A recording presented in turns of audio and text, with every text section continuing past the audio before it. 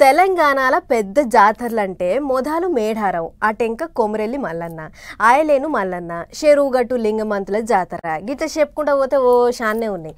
అట్లనే ఏపీలో కూడా బగ్గ పేరుకెక్కిన గంగమ్మ జాతర తర్వాత అంతటి పేరుకెక్కింది సిరిమాను జాతరే. అందుకే ఎక్కడ తగ్గేదే లేదన్నట్లు మస్తు జోరు మీద చేస్తుర్రు. మరి పైడితల్లి జాతర ఎట్లెట్లయితుందో మనం కూడా చూడాలి కదా. చలో. అది జాతర అంటే గిట్లుండాలి. విజయనగరం ఇలవేల్పు పాయిడితల్లి ఉత్సవాలు రోజుకింత జోరుగా అవుతున్నాయి. మంగళవారం జాతరలో పెద్ద ఘట్టమైన సిరిమాను కార్యం మారంసుగా సాగింది. మొదలు సిరిమానును ఓ రథానికి కట్టి పూజారిని పైకి ఎక్కిస్తే ఇగో అంతెత్తు మీద కూర్చొని భక్తుల మీద అచ్చింతలు జల్లిండు పూజారి. దీంతోని సల్లగా చూడు తల్లి అని మురిసి ముప్పందు అయ్యిర్రు భక్తులు.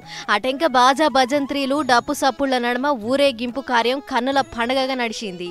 తొవ్వ పొడుగుతూ పోతుంటే తల్లికి పబ్బతి పట్టిర్రు. అయితే 50 అడుగుల ఎత్తున్న ఓ చెక్కకర్ర మీద దేవత పూనిన పూజారి కూర్చుంటాడట.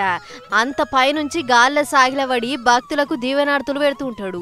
గట్ల అంతెత్తు మీద గాల్లె తేలినా కూడా ఏమీ కాదు, అంతా ఆ తల్లే చూసుకుంటదని నమ్మిక పడుతుంటారు భక్తులు. అందుకే జాతరలో అతి ముఖ్యమైన ఈ కార్యాన్ని చూస్తానికి ఎక్కడెక్కడికెంచో భక్తులు చేరొచ్చిర్రు. మొత్తం 6 లక్షల మంది కండ్లారా చూసిర్రని అధికారులు చెప్తున్న లెక్కలు. అటు ఎక్కడేం తిప్పల కావద్దన్నట్లు 2000 మంది పోలీసోలు దిగి బందోబస్తు గట్టిగార్చుకుర్రు. అంతకంటే మొదలు సర్కార్ తరఫ్కించి గుళ్ల మంత్రి ఆనం సారు తల్లికి పట్టుబట్టలు సమర్పించిండు. మనసు నిండా మొక్కి తల్లికి శరణు కోరిండు. ఇక గోవా గవర్నర్ అశోక్ గజపతి రాజు సారు ఇంకా మాజీ మంత్రి బొత్స సత్యనారాయణ సార్ వచ్చి తల్లికి పెద్ద పూజలు చేసి మొక్కులు పెట్టుకుంటే అయ్యగార్లు దీవెనార్తులు పెట్టిర్రు. ఇక ఇదెట్లుంటే సోమవారం పొద్దుక తోళెల్ల ఉత్సవం అయితే పైడి తల్లి నామస్మరణతోని గుడంతా మార్మోగింది. ఘటాలెత్తుకొని కోట శక్తికి పూజలు చేసినాక మళ్ళొచ్చి అమ్మవారిని పెద్ద పూజలు చేసిర్రు. అటెంక ప్రధాన పూజారి బంటుపల్లి వెంకట్రావు అమ్మవారి కథను భక్తులకు ఈయన చెప్పిండు.